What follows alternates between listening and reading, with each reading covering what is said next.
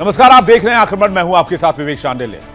मिसाइलों के हुंकार है, ड्रोन की दहाड़ है, हर तरफ कोहराम है, चीख और पुकार है और इंसानों का जीना हराम है, क्योंकि आक्रमण का रण हर तरफ तैयार है। कहीं सरहदों पर बारूद बिछी है तो कहीं समुद्र में युद्धपोत डटे हैं, कहीं आसमान में फाइटर जेट हुंकार भर रहे हैं तो कहीं सैटेलाइट से निगरानी तेज है। बातचीत की मेजें भी सजी हैं लेकिन हथियारों की नुमाइश भी जारी है। कूटनीति के शब्द नरम है लेकिन रणनीति के इरादे गरम है। दुनिया एक ऐसे मोड़ पर है जहां शांति की उम्मीद तो दिखती है लेकिन संघर्ष की आशंका कहीं ज्यादा नजर आती है। दुनिया इस वक्त बोली और गोली दोनों के बीच में फंसी हुई है। एक तरफ कूटनीति की भाषा है, दूसरी तरफ बारूदी गंध है। और इस दहलती दुनिया की 3 तस्वीरें आज हम आपके सामने रखने वाले हैं। पहली तस्वीर ईरान की घेरेबंदी की है। ब्लूप्रिंट लगभग तैयार है। अगला आदेश मिला तो पहला निशाना हो सकते हैं ईरान के सर्वोच्च नेता अली खामनेई। उसके बाद उत्तराधिकारी तक वार की रणनीति बन चुकी है। क्या वाकई मिडिल ईस्ट में रिजीम चेंज की पटकथा लिखी जा चुकी है? दूसरी तस्वीर समंदर का रण क्षेत्र। अमेरिकी युद्धपोतों के मुकाबले ईरान ने अपनी घातक मिनी पनडुब्बियां तैनात कर दी। समंदर अब सिर्फ पानी नहीं बल्कि जंग का अखाड़ा बनता दिख रहा है। ट्रंप के खेमे में हलचल है क्योंकि इस बार चुनौती जमीन से नहीं पानी के भीतर से भी है। और तीसरी तस्वीर रूस और यूक्रेन के बीच की है।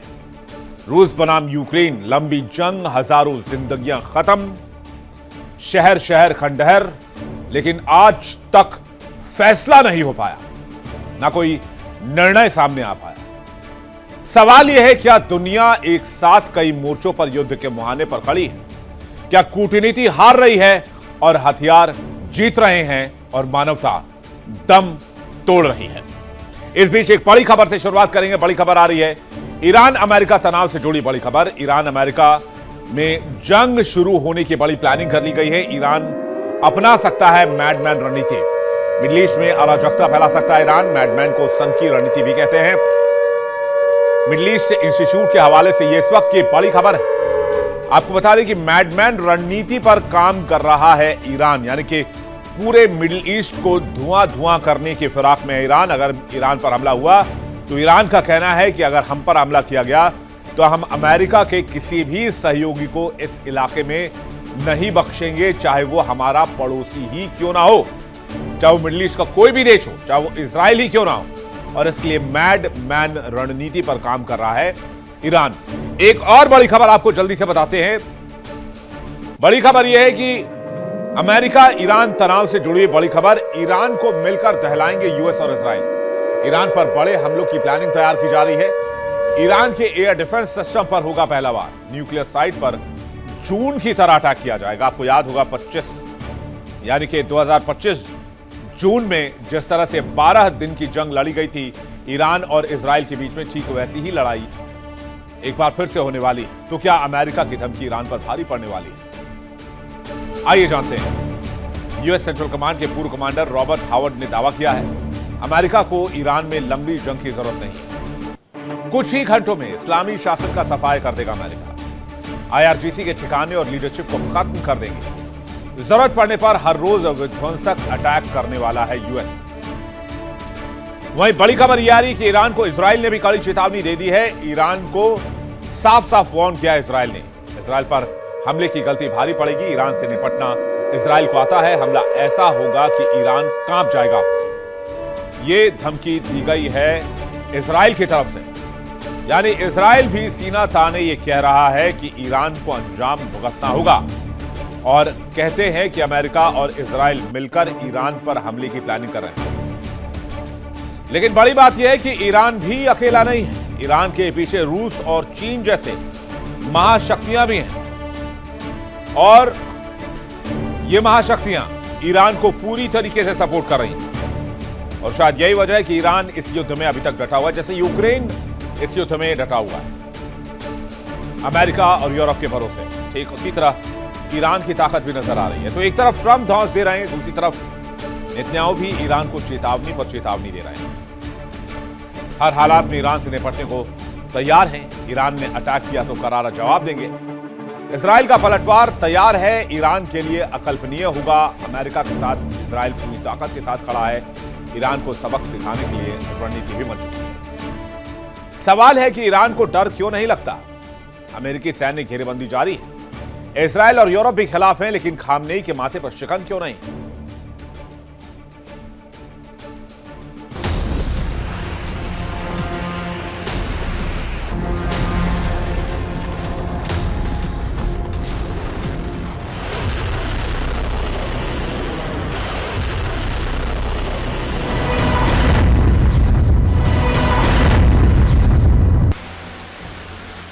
अमेरिका बनाम ईरान, दुनिया की सबसे बड़ी सैन्य ताकत बनाम पश्चिम एशिया की सबसे जिद्दी ताकत।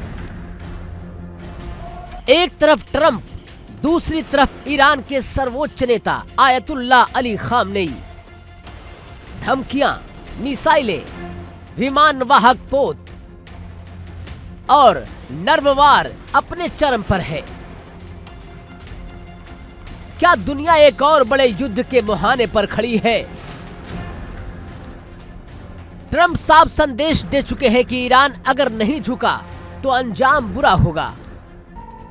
अरब सागर में तैनात है परमाणु ईंधन से चलने वाला अमेरिकी विमान वाहक पोत यानी कि यूएसएस अब्राहम लिंकन और दुनिया का सबसे आधुनिक super career USS Gerald R Ford कभी भी मोर्चे पर पहुंच सकता है। इनके साथ है दर्जनों विध्वंसक पनडुब्बियां और लड़ाकू विमान। जॉर्डन, कतर, सऊदी अरब के एयरबेस पर F-35, F-22 और F-16 की तैनाती है। थॉड और patriot missile defence system alert mode में है। कतर, बहरीन और यूएई में हजारों अमेरिकी सैनिक तैयार है। संदेश साफ है, ईरान की हर गतिविधि पर अमेरिका की पैनी नजर है। लेकिन ईरान भी खामोश नहीं। अली खामनेई साफ कह चुके हैं कि 47 साल से अमेरिका कोशिश कर रहा है, लेकिन ईरान झुका नहीं। ईरान की सबसे बड़ी ताकत है उसकी भौगोलिक स्थिति। हॉर्मुज, जहां से दुनिया का बड़ा तेल व्यापार गुजरता है, अगर ईरान ने इसे बंद किया तो वैश्विक अर्थव्यवस्था हिल जाएगी। तो वहीं ईरान की मिसाइल ताकत भी कम नहीं। फतेह 1 और फतेह 2 हाइपरसोनिक मिसाइलें, सेजिल 2 जिसकी मारक क्षमता करीब 2000 किलोमीटर तक है, इसकी जद में इजराइल और पूरा मध्य एशिया तक आ जाएगा। ईरान की इस्लामिक रिवॉल्यूशनरी गार्ड खामनेई की वफादार है और आक्रामक ताकत रखती है। ड्रोन, बैलिस्टिक मिसाइलें और भूमिगत कमांड सेंटर भी हैं। अगर अमेरिका हमला करता है तो इजराइल पीछे नहीं रहेगा। यूरोप भी समर्थन में खड़ा दिख रहा है, यानी टकराव सिर्फ दो देशों का नहीं रहेगा, पूरा पश्चिमी गठबंधन बनाम ईरान हो सकता है। लेकिन सवाल, क्या ईरान अकेला है? ईरान को भरोसा है कि रूस और चीन उसका साथ देंगे। यूक्रेन युद्ध के बाद रूस पहले ही अमेरिका से टकराव में है। चीन भी पश्चिमी दबाव की राजनीति का विरोध करता है। अगर ये समीकरण खुले समर्थन में बदल गए तो संघर्ष क्षेत्रीय नहीं, वैश्विक संकट बन सकता है। ये सिर्फ सैन्य लड़ाई नहीं, ये है मनोवैज्ञानिक युद्ध। ट्रंप दुनिया को संदेश दे रहे हैं, अमेरिका कमजोर नहीं। खामनेई अपने देश को बता रहे हैं, ईरान झुकेगा नहीं। अगर हमला हुआ तो जवाबी हमला भी होगा।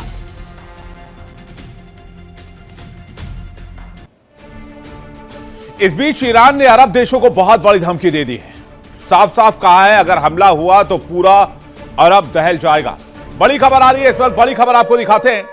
बड़ी खबर यह है कि मिडिल ईस्ट को ईरान ने दहलाने की धमकी जारी कर दी, वार्निंग जारी कर दी है और कहा है कि अगर हम पर हमला हुआ तो अरब देशों की खैर नहीं, अरब देशों की राजधानी को दहलाएंगे।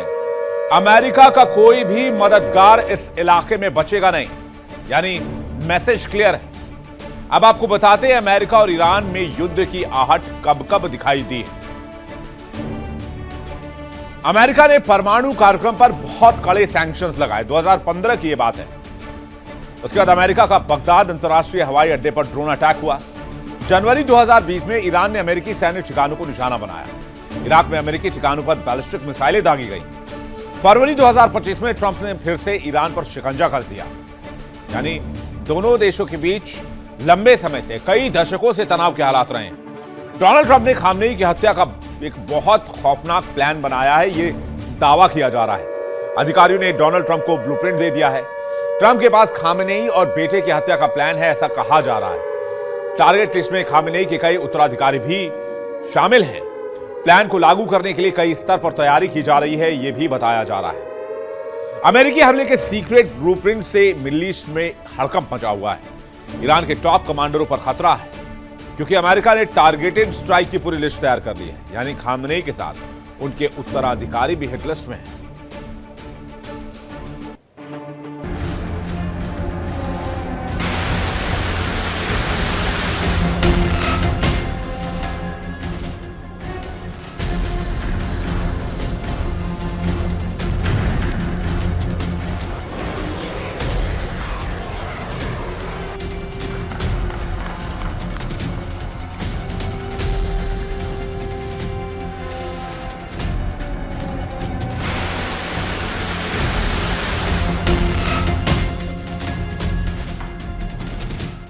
मिडल ईस्ट में बारूद की गंध तेज हो गई है। अमेरिका और ईरान आमने सामने है।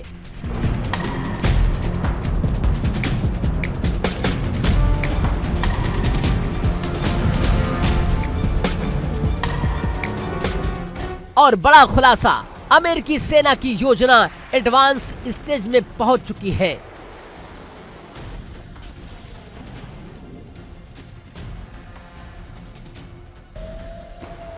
दो अमेरिकी अधिकारियों के हवाले से दावा किया जा रहा है कि अगर ट्रंप आदेश दे तो ईरानी नेताओं को निशाना बनाने से लेकर तेहरान में सरकार बदलने तक की तैयारी है। क्या वाकई रेजिम चेंज ऑपरेशन की पटकथा लिखी जा चुकी है? रिपोर्ट्स के मुताबिक अगर कूटनीति नाकाम रही तो अमेरिका लंबी और गंभीर लड़ाई के लिए भी तैयार है। कई हफ्तों तक चलने वाला ऑपरेशन ईरान के सुरक्षा ठिकानों और न्यूक्लियर इंफ्रास्ट्रक्चर पर हमले, हाई वैल्यू टारगेट्स की सूची, यानी कि सिर्फ एयर स्ट्राइक नहीं बल्कि रणनीतिक और राजनीतिक वार भी है। हाल के दिनों में ट्रंप ने ईरान में सरकार बदलने की धमकी सार्वजनिक तौर पर दी। हालांकि अधिकारियों ने यह साफ नहीं किया कि किन नेताओं को निशाना बनाया जा सकता है और बिना बड़ी ग्राउंड फोर्स भेजे रिजीम चेंज कैसे संभव है।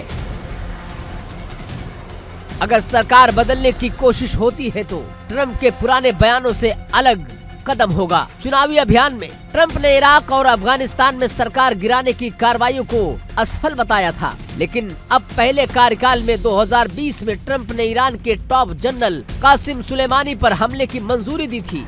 सुलेमानी IRGC के कुद्स के फोर्स के प्रमुख थे। 2019 में अमेरिका ने IRGC को विदेशी आतंकी संगठन घोषित कर दिया था। पहली बार किसी दूसरे देश की सेना को ऐसा दर्जा दिया गया।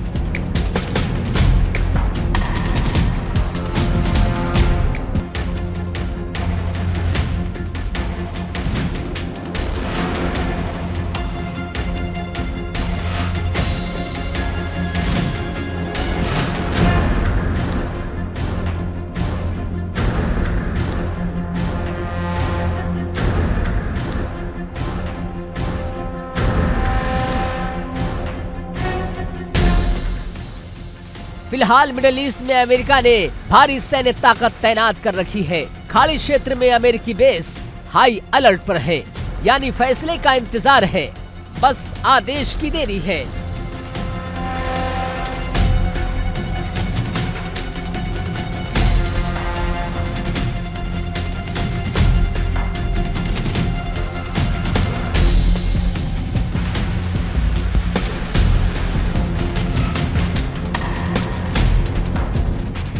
अमेरिकी अधिकारियों ने पिछले साल ईरान इजराइल तनाव के दौरान इजराइल की कार्रवाई का भी जिक्र किया था।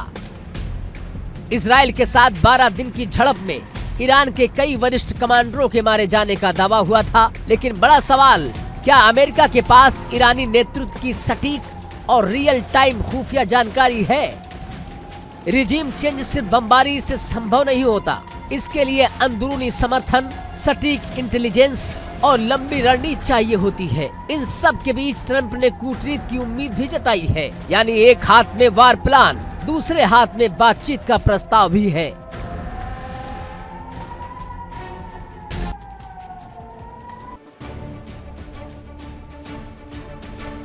अमेरिका ईरान तनाव से जुड़ी एक बड़ी खबर आ रही है। यूएन में ईरान स्पेशल कमेटी का वीसी बन गया है।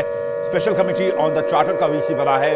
यूएन मुख्यालय और न्यूयॉर्क में हुआ चुनाव नियुक्ति से इजराइल और अमेरिका दोनों नाराज हो गए। ये इस वक्त की बड़ी खबर आ रही है और इसलिए अमेरिका बार बार यूएन पर सवाल उठाता रहता है और यूएन को खरी खोटी भी सुनाता रहता है। लेकिन इस बीच बड़ी खबर ये आ रही है, स्पेशल कमेटी का वीसी बनाया गया है ईरान को। Special committee on the charter का वीसी बनाया गया ईरान को, जिससे अमेरिका और इजराइल दोनों नाराज हो गए। एक और बड़ी खबर आ रही है, पर्शियन गल्फ से बड़ी खबर है। ईरान का विध्वंसक प्लान सामने आया है। अमेरिकी युद्धपोत के खिलाफ ईरान की नई चाल दिखी है। ईरान ने पर्शियन गल्फ में अदृश्य ताकत उतार दिया है। एक साथ 20 गदीर मिनी पनडुब्बियों की तैनाती की है। छोटी पनडुब्बियों की तैनाती ने समंदर में भयावह स्थिति पैदा कर दी है। 20 मिनी पनडुब्बियों ने अमेरिकी विमान वाहक बेड़ा घेरा हुआ है, ये भी जानकारी मिल रही है। यानी अमेरिका के युद्धपोत के मुकाबले ईरान ने समुद्री सुसाइड आर्मी तैयार की है, जिसे मिडिल ईस्ट से लेकर अमेरिका तक हड़कंप मचा हुआ है। दुनिया में चर्चा तेज है क्या वाकई में ईरान ने अमेरिका के यूएसएस इब्राहिम लिंकन और USS aircraft Gerald R Ford का तोड़ निकाल दिया।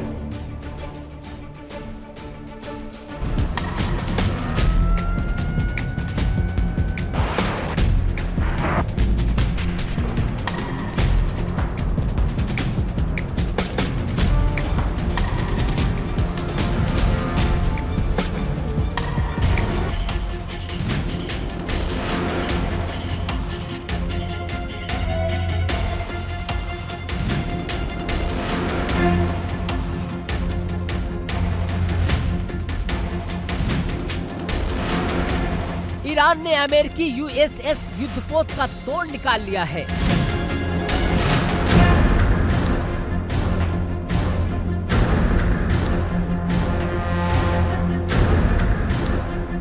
ईरान ने समंदर में सुसाइड आर्मी की फौज तैयार कर रखी है।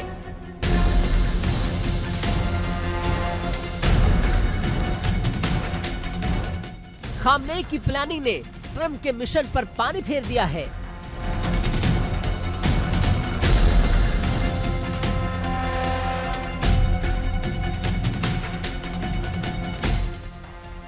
फारस की खाड़ी, उथला पानी और समंदर के नीचे छुपी अदृश्य जंग। अमेरिका और ईरान के बीच तनातनी अब समंदर के भीतर पहुंच चुकी है। दावा है कि ईरान ने एक साथ 20 गदीर मिनी पनडुब्बियां तैनात कर रखी हैं।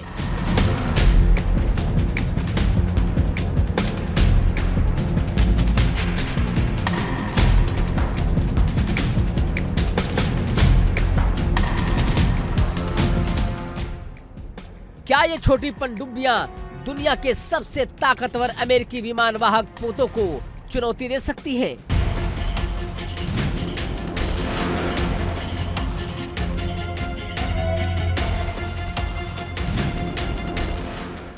ट्रंप ने ईरान की ओर एयरक्राफ्ट कैरियर स्ट्राइक ग्रुप भेजे हैं। अरब सागर और खाड़ी क्षेत्र में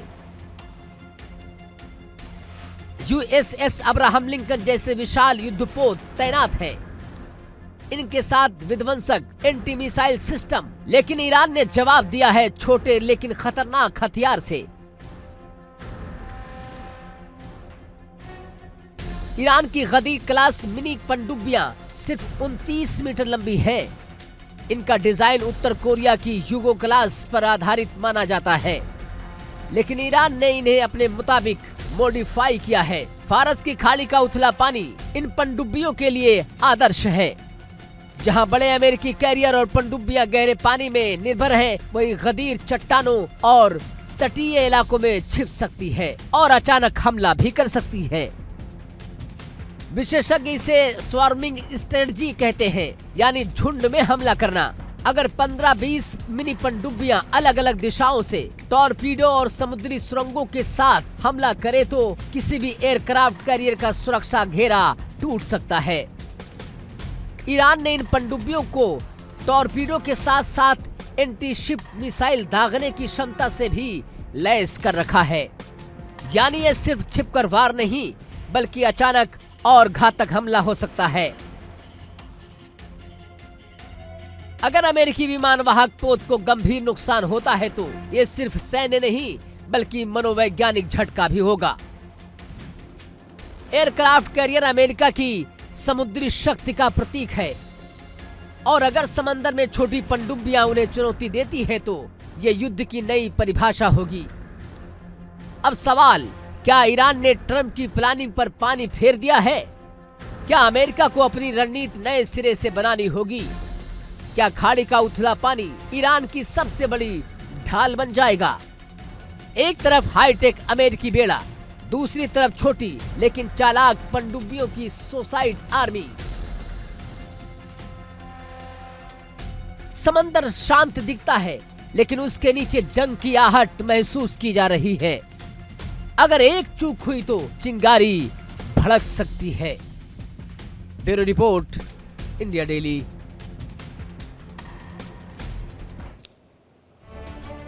अब ईरान की इस गदीर पनडुब्बी के बारे में आपको डिटेल से बताते हैं। उत्तर कोरिया के यूगो क्लास डिजाइन पर आधारित है। ईरान ने अपने हिसाब से इसे और भी घातक बना दिया है। गदीर पनडुब्बियां सिर्फ 29 मीटर लंबी होती हैं। पर्शियन गल्फ यानी कि फारस की खाड़ी के उथले पानी में छिपने की ताकत है। युद्धपोतों पनडुब्बियों को गहरे पानी में जाने की जरूरत होती है, जबकि गदीर पनडुब्बियां चट्टानों उथले इलाकों में छिपकर आसानी से शिकार करती हैं। और गदीर पनडुब्बियों का हमला अचानक होता है, इसलिए इसे इंटरसेप्ट कर पाना, इसे रोक पाना दुश्मनों के लिए मुश्किल हो जाता है। अब सवाल यह है कि गदीर पनडुब्बियों को सुसाइड आर्मी क्यों कहा जाता है? समुद्र का ईरान की रणनीति स्वॉर्मिंग यानी कि झुंड में हमला करने की। एक साथ 20 पनडुब्बियां अमेरिकी बेड़े पर अटैक कर सकती हैं। अलग अलग दिशाओं से टॉर्पीडो समुद्री सुरंगों से हमला करती हैं। सबसे आधुनिक रक्षा कवच के लिए भी इन पनडुब्बियों को रोक पाना मुश्किल है। पनडुब्बी में टॉर्पीडो एंटीशिप मिसाइलों को लॉन्च करने की ताकत भी होती है। इन पनडुब्बियों की आहट सुनना समंदर के शोर में सुई ढूंढने जैसा है। अब ट्रंप को ईरान को घेरने के लिए नए सिरे से तैयारी करनी होगी। एक साथ हमले से अमेरिका के एयरक्राफ्ट को नुकसान हो सकता है या अमेरिका के एयरक्राफ्ट को डुबाया भी जा सकता है। यह भी जानना जरूरी है कि गदीर पनडुब्बी की ताकत क्या है। पनडुब्बियों का आकार छोटा होता है। महज 29 मीटर लंबी मिनी पनडुब्बियां मानी जाती हैं। उथले पानी में ऑपरेशन की क्षमता होती है। बड़ी मछलियां मलबे जैसी दिखती हैं। फारस की खाड़ी के लिए इसे डिजाइन किया गया है। लो नॉइज ऑपरेशन, पकड़ना बहुत मुश्किल, चट्टानों और तटीय इलाकों में छिपने की काबिलियत। गदीर पनडुब्बियां टॉर्पीडो से लैस हैं और एंटी शिप मिसाइल दागने की ताकत रखती हैं। समुद्री सुरंग माइन बिछाने में ताकत रखती हैं। तेजी से पोजीशन बदलने की ताकत रखती हैं। स्वामिंग अटैक रणनीति के लिए बहुत उपयुक्त है। बड़े युद्धपोतों के सुरक्षा घेरे को चुनौती दे सकती हैं। तटीय रक्षा और घात लगाकर हमला करती हैं। गदीर पनडुब्बियों के इंजन बहुत कम आवाज करते हैं और समंदर में इनकी आवाज पहचान पाना बहुत मुश्किल जैसा हो जाता है। इस बीच एक बड़ी खबर भी आपको बता देते हैं। ट्रंप की नाराजगी के बाद ब्रिटेन ने यूटर्न ले लिया और यूएस को RAF बेस देने के लिए हरी झंडी दे दी है। ईरान के खिलाफ RAF बेस देगा ब्रिटेन।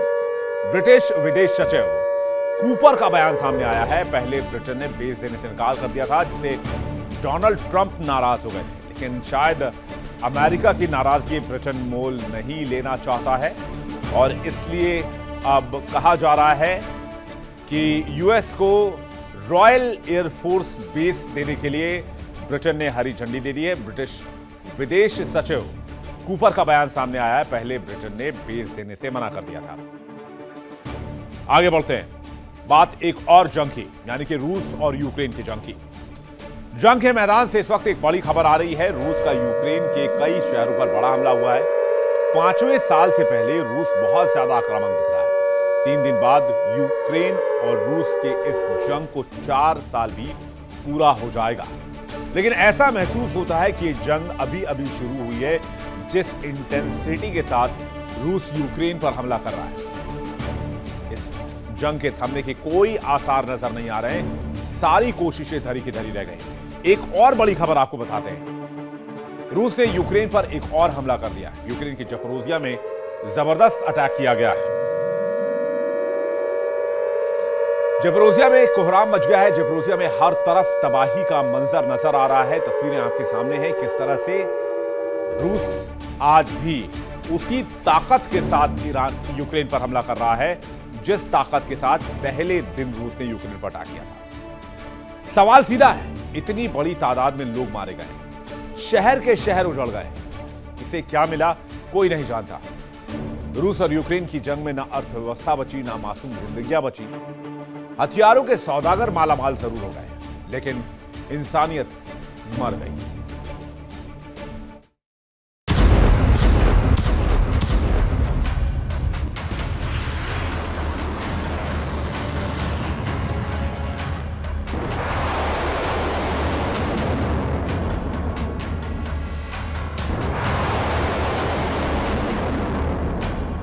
फरवरी 2022 में रूस ने यूक्रेन पर हमला किया था। तब शायद किसी ने नहीं सोचा था कि यह युद्ध 4 साल तक खिंचेगा और इतनी तबाही लाएगा।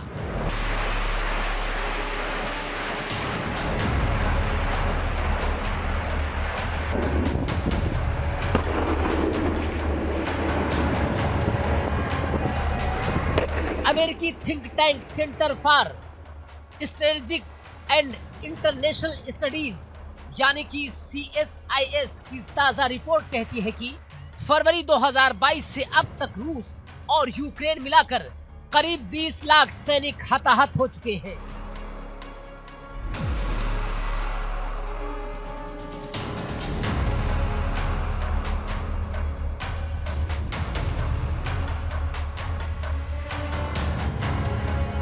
CSIS के मुताबिक द्वितीय विश्व युद्ध के बाद किसी भी युद्ध में इतनी बड़ी संख्या में सैनिकों की जान नहीं गई।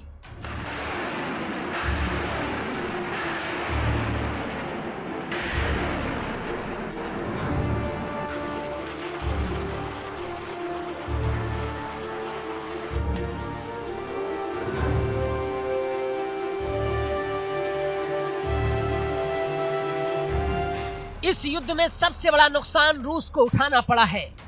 रिपोर्ट के अनुसार रूसी सेना के कुल हताहत करीब 12 लाख, इनमें से मारे गए सैनिक लगभग 3,25,000।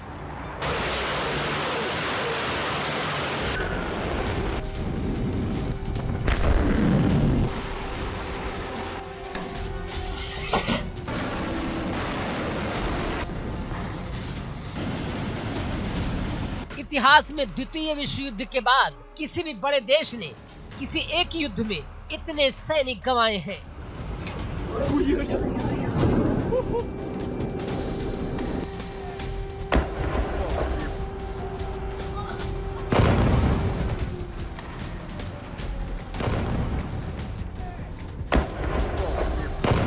सबसे चौंकाने वाली बात यह है कि इतनी भारी कीमत चुकाने के बावजूद रूस की सैन्य बढ़त बेहद सीमित रही है।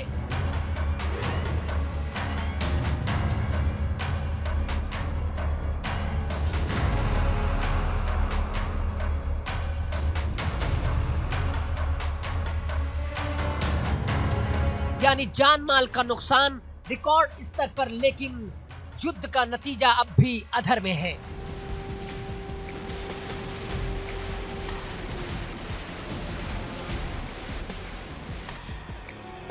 हालांकि रूस को सबसे ज्यादा नुकसान हुआ है, लेकिन यूक्रेन की स्थिति भी कम डरावनी नहीं है।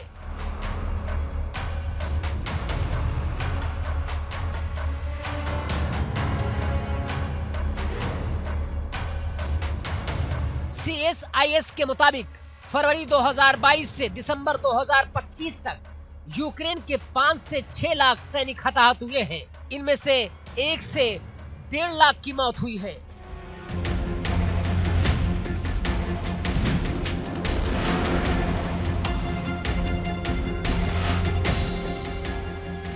यूक्रेन के राष्ट्रपति ज़ेलेंस्की ने फरवरी 2025 में दावा किया था कि करीब 46,000 सैनिक मारे गए, लेकिन सैन्य विशेषज्ञ मानते हैं कि असल आंकड़ा इससे कहीं ज्यादा हो सकता है।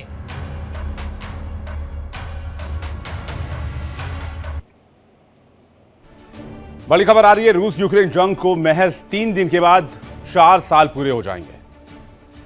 बता दें इस वक्त कि 3 दिन के बाद रूस यूक्रेन जंग के 4 साल पूरे होने वाले हैं। यूक्रेन पर रूसी सेना पहले से ज्यादा आक्रामक नजर आ रही है। रूस ने यूक्रेन के कई शहरों पर हमला किया। रूसी हमले से यूक्रेन में भारी तबाही हुई है। 5वें साल में पुतिन बड़े फैसले ले सकते हैं। 5वें साल में युद्ध लंबा नहीं खींचना चाहते। जंग खत्म होगी या पूरे यूक्रेन पर कब्जा होगा, कोई नहीं कह सकता, लेकिन कोशिशें दोनों तरफ से लगातार जारी हैं। एक और बड़ी खबर यह है कि यूक्रेनी शहरों पर लगातार बारूदी बारिश हो रही है। रूस ने सुमी में भी मिसाइल अटैक किया है। मिसाइल अटैक के बाद भारी नुकसान की खबर है। रूसी हमलों का लगातार जवाब दे रहा है यूक्रेन। रूसी हमलों का एक तरह से सामना कर रहा है यूक्रेन। यूक्रेन ने रूस के क्रास्नोडार में बहुत बड़ा हमला किया है। क्रास्नोडार में हमला किया है। क्रास्नोडार में 1 दर्जन से ज्यादा ड्रोन अटैक हुए हैं। हमले में एक शख्स की मौत हो गई है। कई लोग घायल भी बताए जा रहे हैं। 4 साल की जंग, यूक्रेन की तस्वीर आज भी धुएं और मलबे में ढकी है। शहर खंडहर बने हुए हैं। बिजली घर, पुल, फैक्ट्री, सब कुछ तबाह है। लाखों लोग पलायन को मजबूर हैं। हजारों परिवार बिछड़े हुए हैं। रूस के साथ जारी इस युद्ध ने यूक्रेन की अर्थव्यवस्था, बुनियादी ढांचे और भविष्य तीनों को बहुत गहरी चोट पहुंचाई है।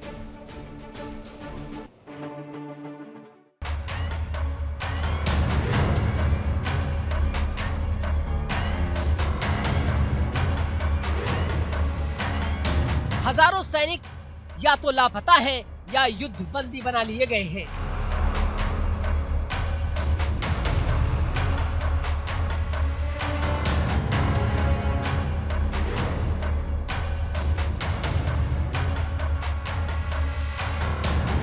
सवाल उठता है कि इतनी बड़ी संख्या में जाने क्यों जा रही हैं? एक्सपर्ट मानते हैं कि ट्रेंच वॉरफेयर, भारी आर्टिलरी का इस्तेमाल, ड्रोन और मिसाइल हमले और सीमित तकनीकी बढ़त इस युद्ध को पहले विश्व युद्ध जैसी मांस की चक्की बना दिया गया।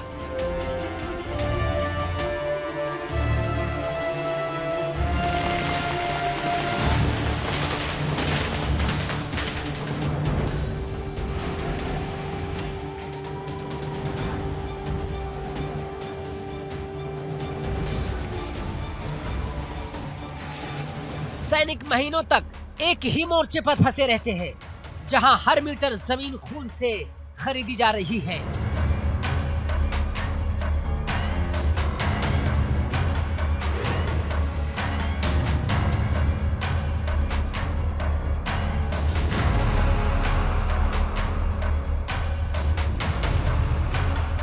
ये जंग सिर्फ सैनिकों की नहीं। संयुक्त राष्ट्र के मुताबिक 2025 में यूक्रेन में नागरिक मौतें हुई तो 2022 के बाद सबसे ज्यादा रही। यूएन के आंकड़े बताते हैं कि 2025 में 2500 से ज्यादा नागरिक मारे गए, 12,000 से ज्यादा घायल हुए और 2022 से अब तक करीब 15,000 नागरिकों की मौत हुई है। संयुक्त राष्ट्र ये भी मानता है कि असल संख्या इससे कहीं ज्यादा भी हो सकती है।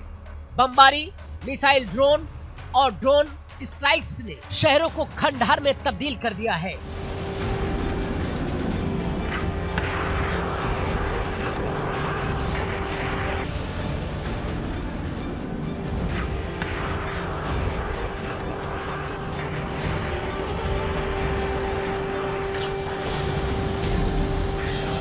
चार साल बाद भी ये युद्ध किसी निर्णायक मोड़ पर नहीं पहुंचा।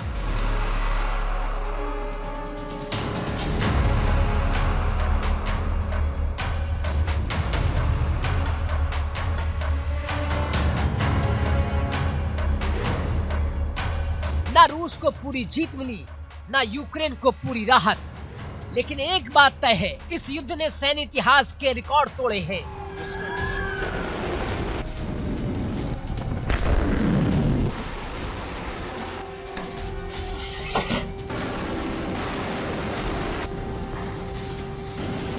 यूरोप की सुरक्षा को हिला दिया है और पूरी दुनिया को एक नई शीत युद्ध जैसी स्थिति में ला खड़ा किया है।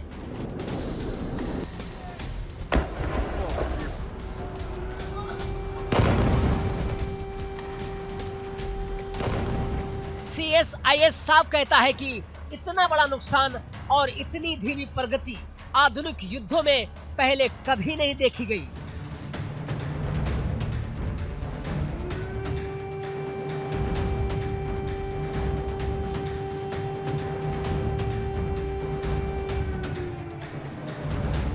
तो सवाल अब यह है कि कब रुकेगी ये जंग, कब थमेगा खून खराबा। 20 लाख हताहतों के बाद भी अगर युद्ध का अंतर नजर नहीं आता तो ये सिर्फ रूस और यूक्रेन की त्रासदी नहीं, पूरी मानवता की हार है।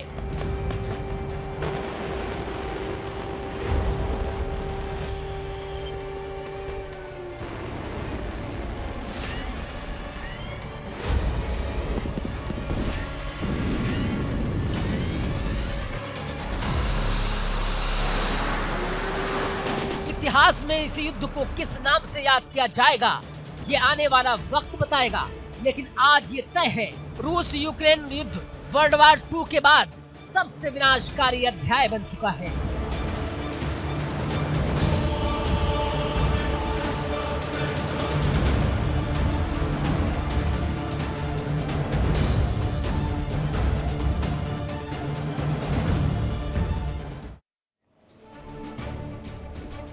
सवाल यह है कि 4 साल की जंग में यूक्रेन ने क्या कुछ खोया है।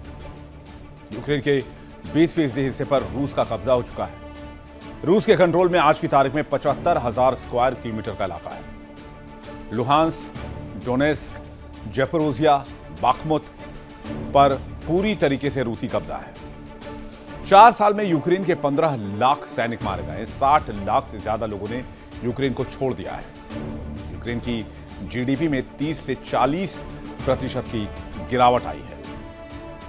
जंग के बीच रूस ने बड़ा दावा किया है। रूस के उप प्रधानमंत्री मंटूरोव का बयान सामने आया है। रूस के हथियारों का आधुनिकीकरण जारी है। रूस के पास 70% आधुनिक हथियार मौजूद हैं। अच्छे हथियारों की वजह से जंग में मदद मिली, यानी कि अब रूस अपने हथियारों को आधुनिक और अत्याधुनिक करने में लग गया है। यानी यूक्रेन के और भी बुरे दिन आने वाले हैं। तो क्या पुतिन आधुनिक हथियारों के जरिए भविष्य का प्लान सेट कर चुके हैं?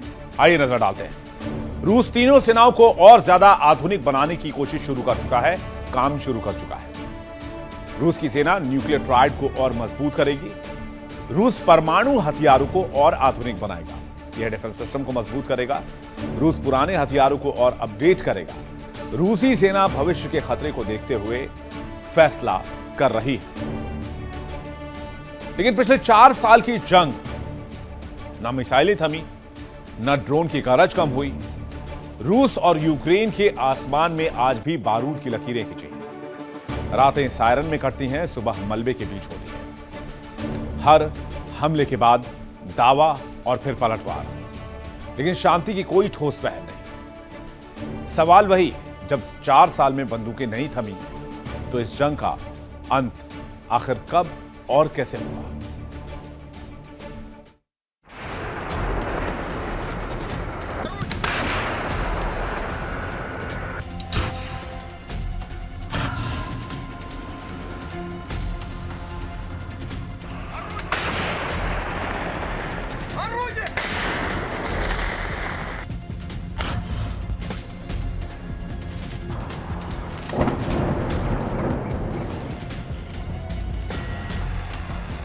रूस और यूक्रेन के बीच पिछले करीब 4 साल से जंग जारी है।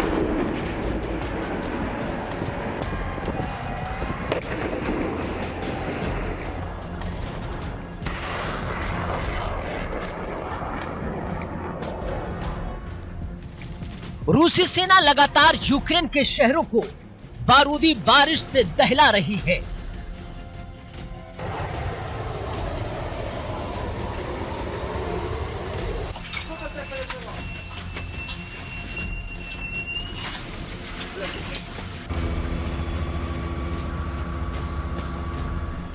यूक्रेन के एनर्जी सेक्टर और इंफ्रास्ट्रक्चर को नुकसान पहुंचाया जा रहा है।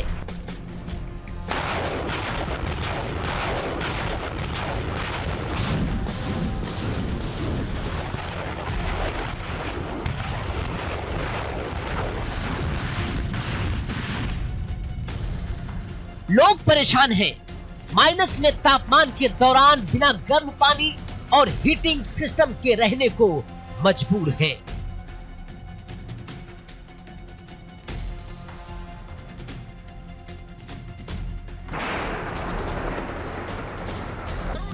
यूक्रेन के कारोबार को भारी नुकसान हो रहा है। यूक्रेन के 20% से ज्यादा इलाकों पर रूस का झंडा लहरा रहा है। रूसी सेना लगातार आगे बढ़ रही है। यूक्रेन और रूस के बीच बफर जोन बनाने का मकसद अब यूक्रेन पर कब्जे की जिद में बदलता दिख रहा है।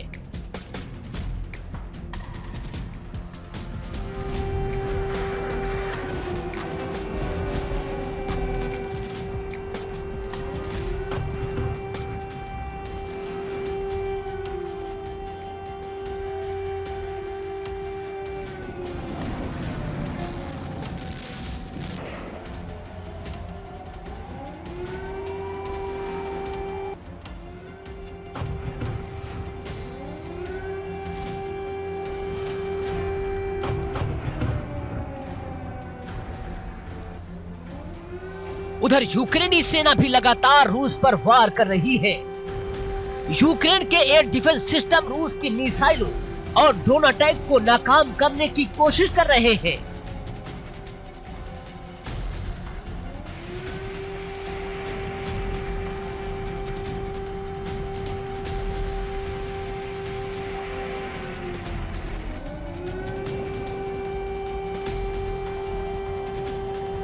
यूक्रेन के लॉन्ग रेंज ड्रोन और स्वदेशी मिसाइलें रूस के कई शहरों को दहला रही हैं।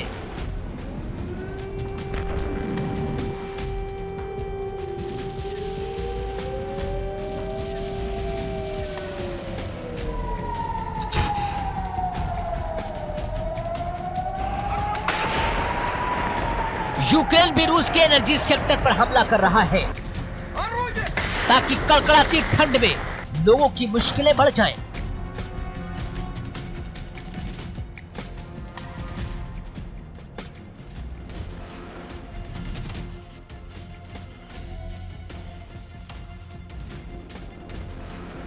यूक्रेन रूस की आर्थिक रीढ़ यानी तेल के कारोबार पर भी हमला कर रहा है, जिससे रूस को आर्थिक नुकसान हो।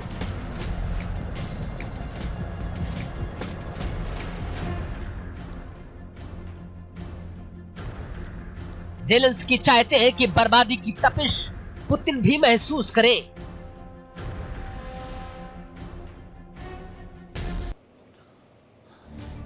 रूस यूक्रेन जंग में सबसे मारक हथियार बन चुका है ड्रोन। यूक्रेन ने एक बार फिर ड्रोन हमलों से रूस को चौंका दिया। सीमा के अंदर तक घुसकर रणनीतिक ठिकानों को निशाना बनाया गया। तेज, सटीक और कम लागत वाले ये ड्रोन अब जंग का गेम चेंजर बन चुके हैं। जहां रूस मिसाइलों से दबाव बना रहा है, वहीं यूक्रेन ड्रोन से जवाब दे रहा है। यानी आसमान अब सिर्फ लड़ाकू विमानों का नहीं, ड्रोन का भी वॉर जोन बन चुका है।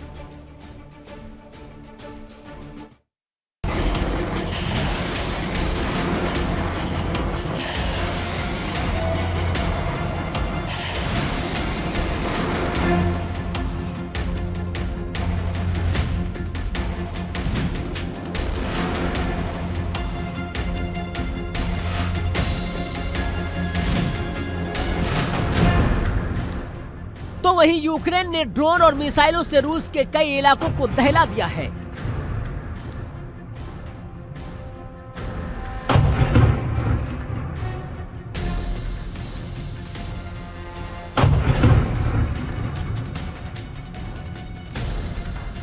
सबसे बड़ा झटका लगा सीमा से सटे शहर बेलगोरोद में। मिसाइल हमले में 2 लोगों की मौत, 5 लोग घायल हुए। मरने वाले कोई सैनिक नहीं थे, बल्कि वो लोग थे जो शहर में क्षतिग्रस्त हीटिंग और बिजली नेटवर्क की मरम्मत कर रहे थे।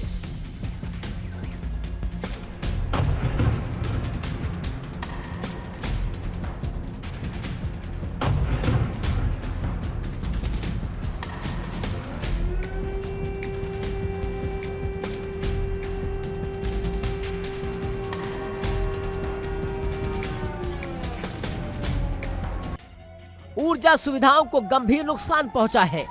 बिजली, हीटिंग और पानी की सप्लाई बाधित हो गई। 3 अपार्टमेंट इमारतें भी क्षतिग्रस्त हुई। यानी जंग की मार अब मोर्चे से निकलकर आम लोगों के घरों तक पहुंच चुकी है।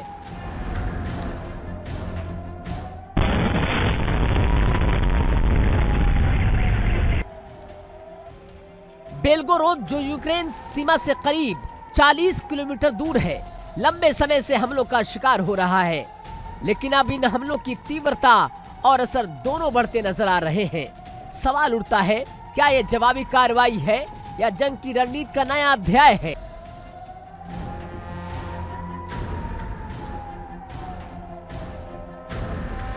दरअसल बीते महीनों में रूस ने यूक्रेन के शहरों पर भारी मिसाइल और ड्रोन हमले किए। कीव, खार्किव और कई ऊर्जा ठिकानों को निशाना बनाया गया। अब यूक्रेन भी लंबी दूरी के ड्रोन के जरिए रूसी इलाकों को टारगेट कर रहा है, यानी जंग का दायरा सीमाओं से बाहर फैल चुका है। तो क्या यह सिलसिला थमेगा? 4 साल से जारी इस संघर्ष ने दोनों देशों की अर्थव्यवस्था, बुनियादी ढांचे और आम जिंदगी को हिला दिया है। लाखों लोग विस्थापित हुए, हजारों जानें चली गई और अब ऊर्जा ठिकानों पर हमले सर्द मौसम में मानवीय संकट को और गहरा सकते हैं। सबसे बड़ा सवाल यही है, क्या इस जंग का अंत होगा या फिर मिसाइल और ड्रोन का ये खेल यूं ही चलता रहेगा?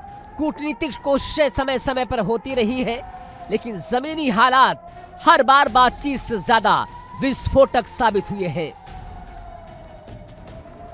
जब तक दोनों पक्ष अपने शर्तों से पीछे नहीं हटते, तब तक युद्ध विराम की उम्मीद धुंधली नजर आती है। इस जंग ने एक नई सच्चाई भी दिखा दी है। अब युद्ध सिर्फ टैंकों और सैनिकों से नहीं लड़ा जाता, बल्कि ड्रोन, बैलिस्टिक मिसाइल और ऊर्जा ठिकानों पर सर्जिकल स्ट्राइक से लड़ा जाता है। और इसकी सबसे बड़ी कीमत चुकाती है आम जनता।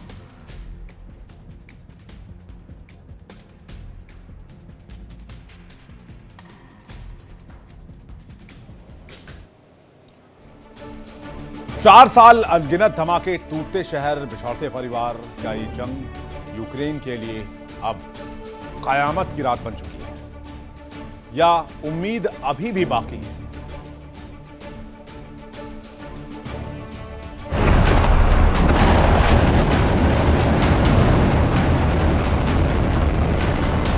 फरवरी 2022 में जब रूस ने यूक्रेन पर सैन्य हमला शुरू किया, तब दुनिया को लगा था ये युद्ध कुछ हफ्तों में सिमट जाएगा। लेकिन 4 साल बाद जंग थमी नहीं, बल्कि और जटिल हो चुकी है।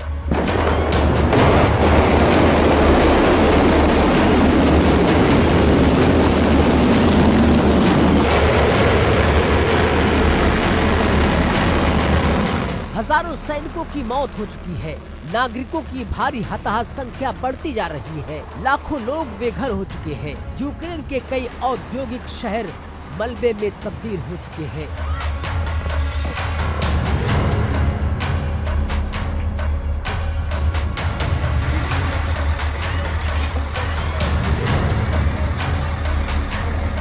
ऊर्जा ढांचा बार बार निशाने पर बनाया जा रहा है।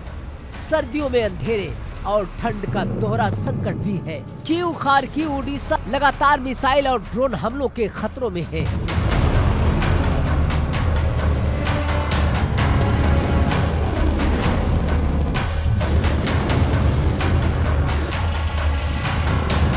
युद्ध अब सिर्फ सीमा पर नहीं, बिजली घर, रेल नेटवर्क और संचार तंत्र तक फैल चुका है।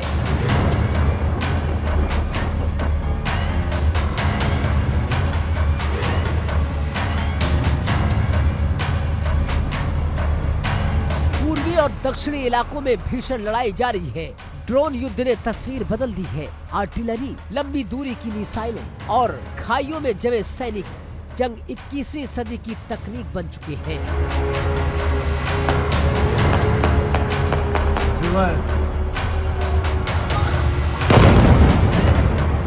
रूस का लक्ष्य कब्जाए गए इलाकों पर पकड़ मजबूत करना, यूक्रेन का लक्ष्य खोई जमीन वापस लेना। लेकिन हर इंच जमीन की कीमत भारी है। ये जंग सिर्फ 2 देशों की नहीं, पश्चिमी देशों ने यूक्रेन को हथियार और आर्थिक संकट मदद की है।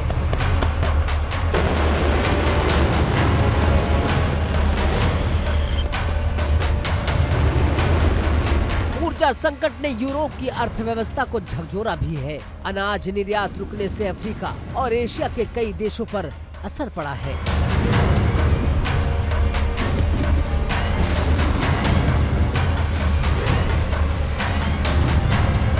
नेटो की भूमिका और विस्तार पर बहस तेज है।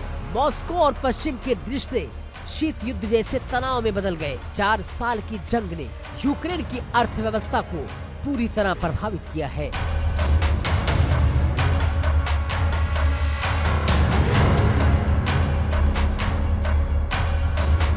बुनियादी ढांचा क्षतिग्रस्त, रोजगार और उद्योग प्रभावित हुआ है। लाखों लोग यूरोप के कई देशों में शरण लेने को मजबूर हुए हैं।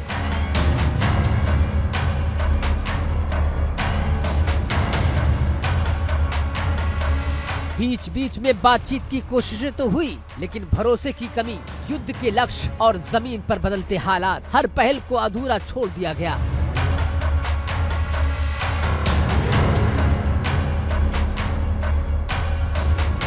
जंग जितनी लंबी चलेगी, मानवीय और आर्थिक कीमत उतनी ही बड़ी होगी।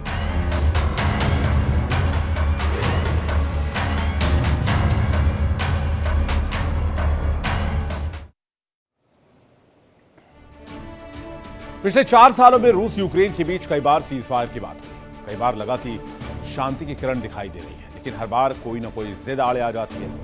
बातचीत शुरू होती है, फिर रुक जाती है, या फिर बिल्कुल ही खत्म हो जाती है और जंग जारी रहती है।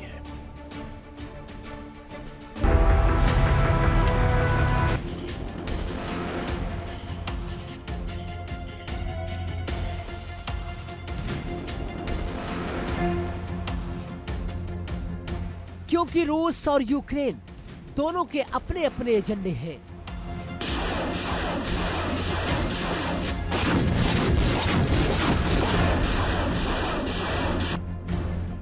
दोनों अपनी शर्तों पर अडिग हैं। कोई इलाकों की बात करता है, कोई सुरक्षा की गारंटी मांगता है।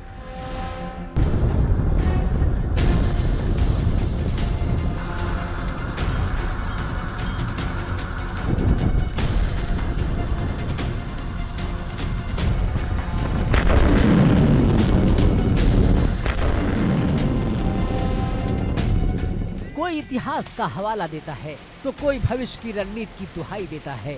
और इसी टकराव के बीच जैसे ही मौका मिलता है, एक दूसरे को सबक सिखाने के नाम पर फिर से हमला कर दिया जाता है।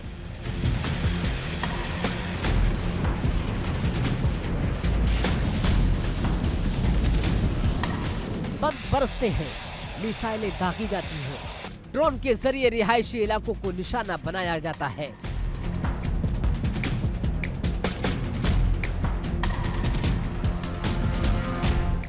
नतीजा ये होता है कि मौत का तांडव होता है।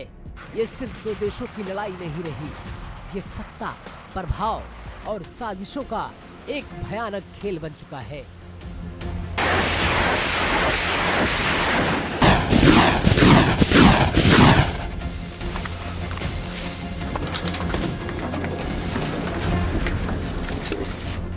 इस महायुद्ध में लाखों लोगों की जानें युद्ध की भेंट चढ़ चुकी हैं।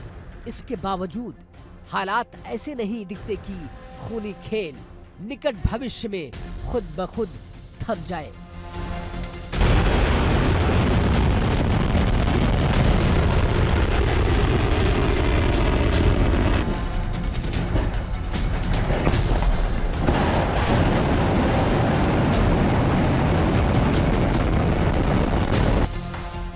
दोनों देश अमन चैन की बात तो करते हैं, शांति की अपील तो करते हैं, लेकिन शांति की राह पर 2 कदम चलने को तैयार नहीं दिखते।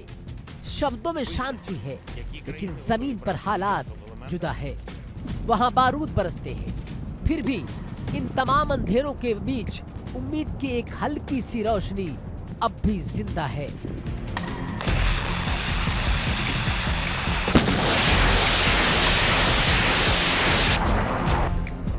दुनिया उम्मीद कर रही है कि यूक्रेन के ज़ेलेंस्की और पुतिन निकट भविष्य में सीधे और सार्थक वार्ता करेंगे।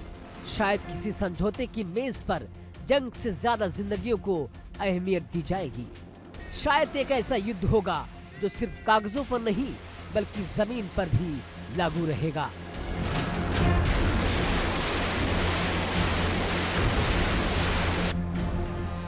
Bureau report, India daily.